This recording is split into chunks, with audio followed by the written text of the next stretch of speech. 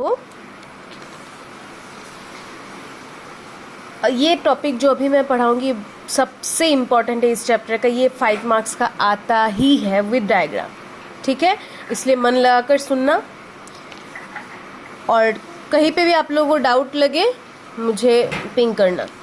तो पहला देखो क्या है कि जो पोलन ग्रेन मैंने बताया था which is the male reproductive organ आप बोल सकते हो, जो मेन काम करता है मेल पार्ट का, उसमें 2 मेल गैमेट हैं। ये मैंने आप लोग को बता दिया कि उसमें 2 मेल गैमेट हैं। अब ये 2 मेल गैमेट जो है हर एक में n नंबर ऑफ क्रोमोसोम है। ये सपोज मेल गैमेट 1 मान लो, इस वाले को मेल गैमेट 2।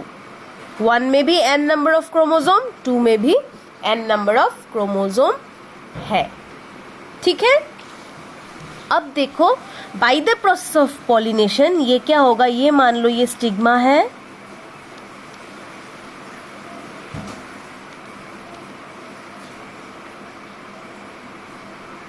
ठीक है।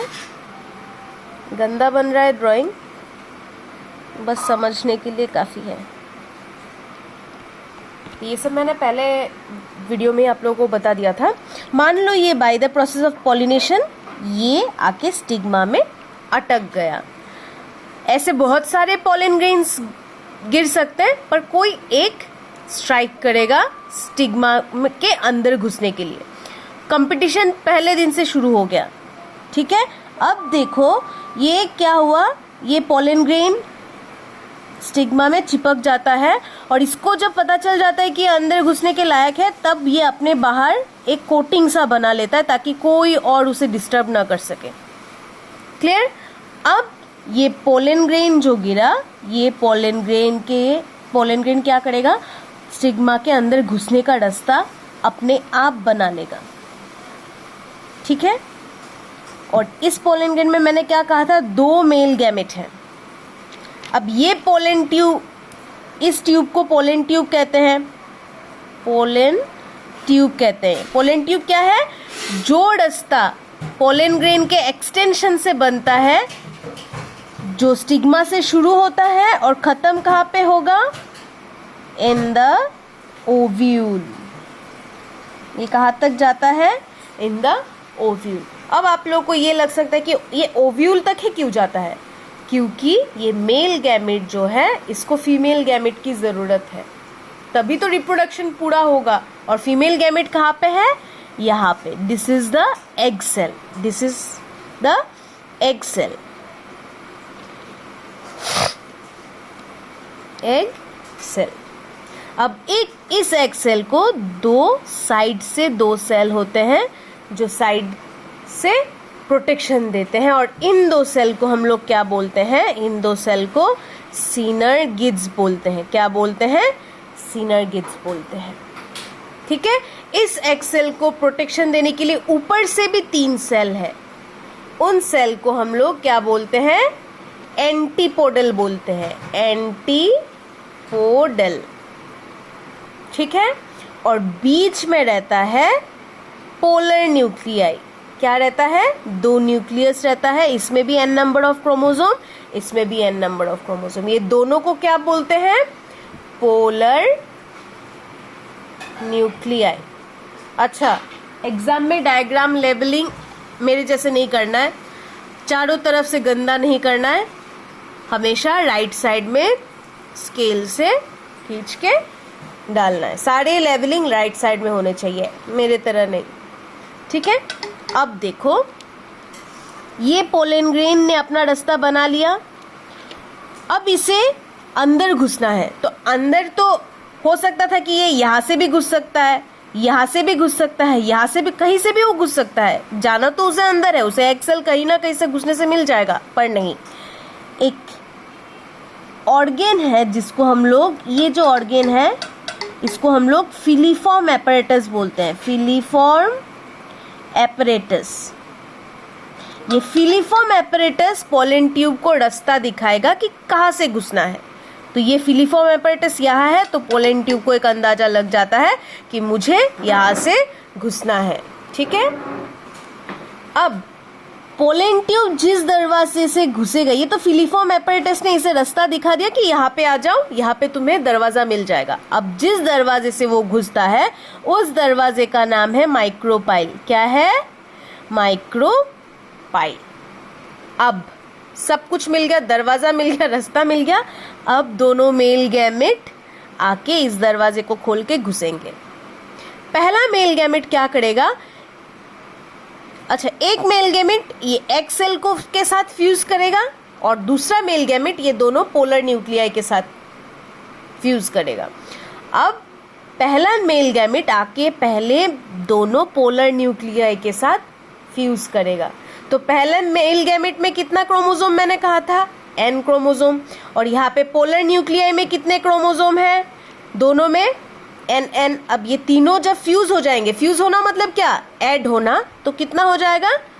Thrice n। अब ये जो नया न्यूक्लियस फॉर्म करेगा, ये नया जो फ्यूज होने के बाद जो फॉर्मेशन होता है जो सेल का, उसको हम लोग बोलते हैं एंडोस्पर्म। इसको क्या बोलते हैं? एंडोस्पर्म बोलते हैं। और ये एंडोस्पर्म में क्योंकि 3 फ्यूजन हुए हैं, एक मेल 2 पोलर न्यूक्लियाई, इसीलिए इस प्रोसेस को हम लोग ट्रिपल फ्यूजन भी बोलते हैं। इस फ्यूजन को हम लोग ट्रिपल फ्यूजन भी बोलते हैं। और जो प्रोडक्ट निकला है, जो प्लस होने के बाद, फ्यूज होने के बाद जो प्रोडक्ट निकला है, उस प्रोडक्ट का नाम क्या है? एंडोस्पर्म। ठीक है, ये एक मेल गैमेट का काम खत्म हो गया। अब आता है दूसरे मेल गैमेट का काम जो बचा हुआ है। दूसरा मेल गैमेट क्या करेगा? ये एक्स सेल जो यहाँ पे है उसमें भी n नंबर ऑफ क्रोमोसोम है, तो ये एक्स सेल का क्रोमोसोम प्लस मेल गैमेट अपने आप खुद एक्स सेल के साथ फ्यूज होके खुद अपना एक नया सेल फॉर्म करेगा, जिसको हम लोग जाइगोट बोलते हैं। क्या बोलते हैं? जाइगोट बोलते हैं। और यही मेन आपका रिप्रोडक्शन का प्रोडक्ट है। ठीक है, अब आप पूछोगे कि पहले मेल गैमेट घुस के ही क्यों एग सेल सामने था, उसको क्यों नहीं फर्टिलाइज किया? क्यों पहले एंडोस्पर्म का फॉर्मेशन हुआ? क्यों पहले पोलर न्यूक्लियाई को फर्टिलाइज किया? ये क्वेश्चन आता भी है।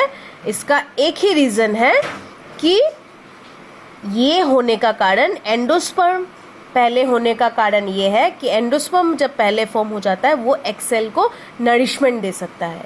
This endosperm will give nourishment to the next fusion. क्योंकि पहला फ्यूजन ये है, दूसरा फ्यूजन ये है, तो दूसरा फ्यूजन होते होते जो एंडोस्पर्म फॉर्म हो गया ऑलरेडी, वो उसको नरिशमेंट देगा। ठीक है, और इस वाले फ्यूजन के प्रोसेस को हम लोग क्या बोलते हैं? सीनगेमी बोलते हैं। सीनगेमी। क्या बोलते हैं? सीनगेमी बोलते हैं। इस वाले फ्यूजन के प्रोसेस को क्या बोलते हैं? Triple fusion. इस वाले फ्यूजन के प्रोसेस को सीनगेमी। इस वाले में प्रोडक्ट क्या फॉर्म होता है? एंडोस्पर्म। इस वाले में प्रोडक्ट क्या फॉर्म हो रहा है? जाइगोट। डिफरेंस है, लेकिन पहले फॉर्म होगा कौन सा? ट्रिपल फ्यूजन से एंडोस्पर्म। क्यों? For the purpose of nutrition और नरिशमेंट। और बाकी जो ये सारे एंटीपोडल हैं बाद में सब गायब हो जाते हैं। They vanishes after the whole fertilization takes place. Clear? Doubt है इसमें? तो पहले क्या होता है? पहला होता है पोलन ग्रेन गिरता है स्टिग्मा में, उसमें 2 मेल गैमेट होते हैं, वो अपना रास्ता पोलन ट्यूब से बना लेते हैं। फिर एक एक करके अब कहाँ से घुसेंगे? फिलीफॉर्म एपैरेटस उनको दरवाज़ा दिखाएगा। दरवाज़ा का नाम क्या है? माइक्रोपाइल। फिर वो दोनों घुसेंगे through the micropyle. 2 male gamete हैं, 2 मेल गैमेट्स में से एक मेल गैमेट पोलर न्यूक्लियाई को फर्टिलाइज करेगा, फ्यूजन करेगा, दूसरा मेल गैमेट एग सेल को। पोलर न्यूक्लियाई को फ्यूजन करने के बाद क्या फॉर्म हो रहा है? आपका एंडोस्पर्म फॉर्म हो रहा है। और हालांकि यहाँ पे 3 चीज का फ्यूजन है, इसीलिए इसको ट्रिपल फ्यूजन बोलते हैं। ठीक है, दूसरे केस में दूसरा मेल गैमेट क्या कर रहा है? एग सेल को फ्यूज कर रहा है। एग सेल को फ्यूज करने के प्रोसेस को हम लोग क्या बोलते हैं? सीनगेमी बोलते हैं। और जो प्रोडक्ट फॉर्म होता है उसको क्या बोलते हैं? जाइगोट बोलते हैं। तो यहाँ पे ऑल टोटल कितना फ्यूजन हुआ?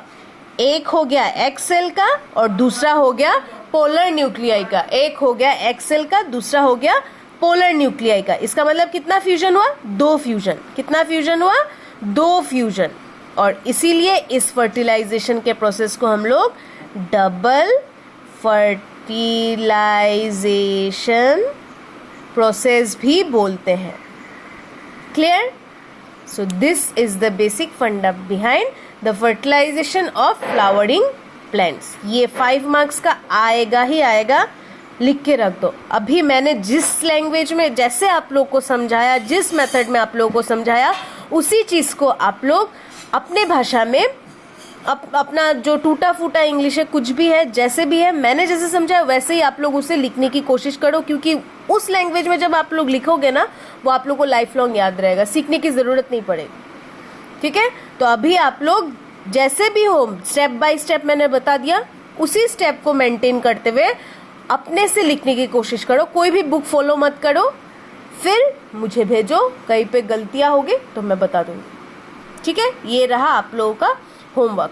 अगले वीडियो में मैं बताऊंगी कि ये हो गया फर्टिलाइजेशन का प्रोसेस। आफ्टर फर्टिलाइजेशन क्या होता है वो मैं बताऊंगी। क्लियर?